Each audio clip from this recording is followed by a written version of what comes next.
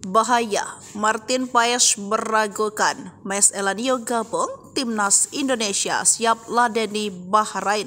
Kabar tak sedap bagi Timnas Indonesia jelang laga krusial kualifikasi Piala Dunia Asia di Bahrain National Stadium Kamis 10 Oktober pukul 11. Kiper andalan Timnas Martin Paes cedera tangan ringan.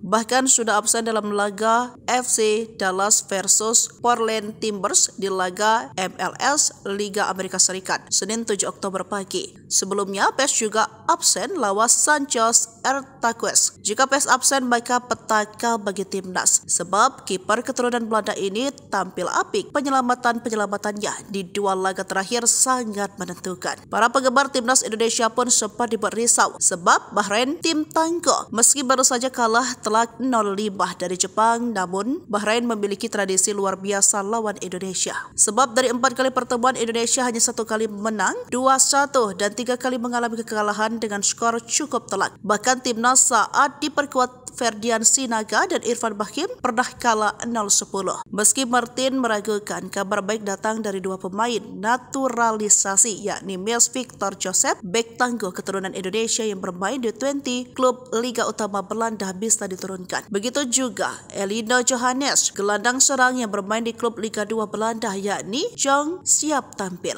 Ketua Umum PSSI Erick Thohir memastikan keduanya bisa bergabung sehingga bisa menambah kekuatan lini belakang dan lini tengah timnas. Diketahui total ada 27 pemain dipanggil pelatih Sintayong. 19 pemain termasuk diaspora diantaranya Ragnar, Saint Petinama dan Jordi Amat sudah gabung latihan Senin 7 Oktober. Total 19 pemain sudah bergabung. Sintayong memastikan 17 pemain lainnya termasuk Mes, Eliano dan Martin datang Senin malam. Dia menilai Bahrain sangat berbahaya. Para pemain harus benar-benar waspada. Maka latihan Senin sudah mulai memasuki pematangan taktik khusus meladeni permainan agresif. Sementara itu, pelatih Bahrain, Dragan Talajik mewaspadai kekuatan timnas Indonesia punya secara mental dan pemain karena diperkuat pemain yang berlaga di Liga Eropa.